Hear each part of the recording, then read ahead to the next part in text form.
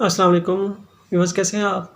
उम्मीद खैर आफियत से होंगे। व्यूअर्स, आज की इस वीडियो में हम आपको खांसी, ज़ुकाम, बलगम, दमे का लाजवाब नुस्खा बताएंगे जो कि तरफला के नाम से है।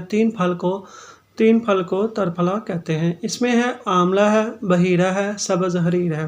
तो तीनों अज्जा आपने 50-50 ग्राम लेने हैं। ये आपने रख लेने हैं और बारीक पीस कर आपस में आपने मिलाकर रखने हैं। तो शहद का 1 चम्मच लेना है।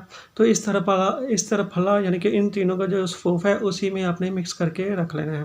तो अगर आपके पास शहद मैसर ना हो तो इसी के हम वज़न आपने चीनी ले लेनी है।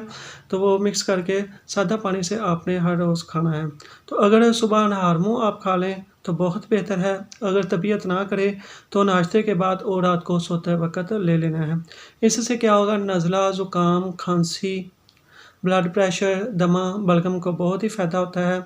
ये हर घर का नुस्खा होना चाहिए। तो सर्दियों में इसका ज़्यादा इस्तेमाल हो सकता है। तो छोटे बच्चों के लिए भी शहद में मिक्स करके आपने रख लेना है।